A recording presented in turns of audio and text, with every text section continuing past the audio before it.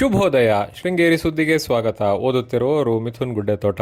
ಶ್ರೀ ಕ್ರೋಧಿನಾಮ ಸಂವತ್ಸರ, ದಕ್ಷಿಣಾಯನ, ಹೇಮಂತ ಋತು, ಮಾರ್ಗಶಿರ ಮಾಸ, ಕೃಷ್ಣ ಪಕ್ಷ, ಏಕಾದಶಿ, ಸ್ವಾತಿ ನಕ್ಷತ್ರ. 26/12/2024 ಗುರುವಾರ. ಮುಖ್ಯಾಂಶಗಳು. ಬಿಜೆಪಿ ಪರಿಶಿಷ್ಟ ಜಾತಿ ಕಾರ್ಯಕರ್ತರ ಸಭೆ. ಸುದ್ದಿಯ ವಿವರ. ವಿಧಾನ ಪರಿಷತ್ ಸದಸ್ಯ ಸಿಟಿ ರವಿಯವರ ಏಳಿಗೆ ಸಹಿಸದ ಕಾಂಗ್ರೆಸ್ ತೇಜೋವಧೆಗೆ ಷಡ್ಯಂತ್ರ ರೂಪಿಸಿ ಪೊಲೀಸ್ ಇಲಾಖೆ ಬಳಸಿಕೊಂಡು ದೌರ್ಜನ್ಯ ನಡೆಸಿದೆ ಎಂದು ರಾಜ್ಯ ಬಿಜೆಪಿ ಎಸ್ಸಿ ಮೋರ್ಚಾ ವಕ್ತಾರ ಬಿ ಶಿವಶಂಕರ್ ಹೇಳಿದರು. ಪಟ್ಟಣದಲ್ಲಿ ಬುಧವಾರ ಬಿಜೆಪಿ ಪರಿಶಿಷ್ಟ ಜಾತಿ ಕಾರ್ಯಕರ್ತರ ಸಭೆಯಲ್ಲಿ ಮಾತನಾಡಿದರು. ಅನಗತ್ಯವಾಗಿ ಗೊಂದಲ ಸೃಷ್ಟಿಸಿ ಸುಳ್ಳು ಆರೋಪದ ಮೂಲಕ ಜೈಲಿಗೆ ಕಳಿಸುವ ಹುನ್ನಾರ ರೂಪಿಸಲಾಗಿತ್ತು.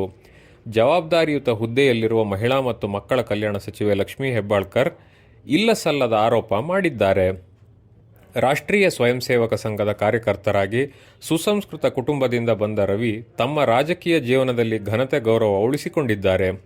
ಸದನದಲ್ಲಿ ಕಾಂಗ್ರೆಸ್ ಕಾಲಹರಣ ಮಾಡುತ್ತಿದ್ದು ಗೂಂಡಾವೃತ್ತಿ ಮಾಡುತ್ತಿದೆ.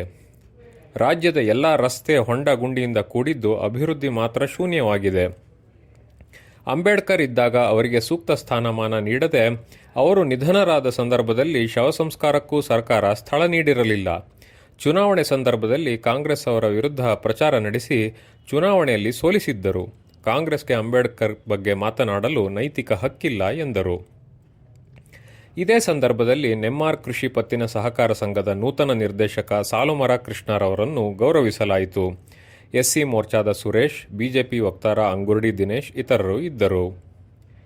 ಶೃಂಗೇರಿ ಶ್ರೀಮಠದಲ್ಲಿ ಜಗದ್ಗುರುಗಳ ಸೇವೆಯಲ್ಲಿ 3 ದಶಕದಿಂದ ಸೇವೆ ಸಲ್ಲಿಸುತ್ತಿರುವ ಸಬ್ಬಳ್ಳಿ ನಾಗೇಂದ್ರ ಭಟ್ಟರನ್ನು ಕೊಪ್ಪದಲ್ಲಿ ಶೃಂಗೇರಿ ಶಿಷ್ಯ ಮಲ್ನಾಡು ಹೆಬ್ಬಾರ ಬ್ರಾಹ್ಮಣ ಮಹಾಸಭಾದ ವಾರ್ಷಿಕ ಸಭೆಯಲ್ಲಿ ಬುಧವಾರ ಸನ್ಮಾನಿಸಲಾಯಿತು.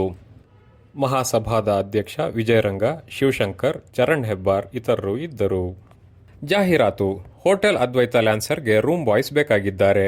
ಸಂಪರ್ಕಿಸಿ 9449083488.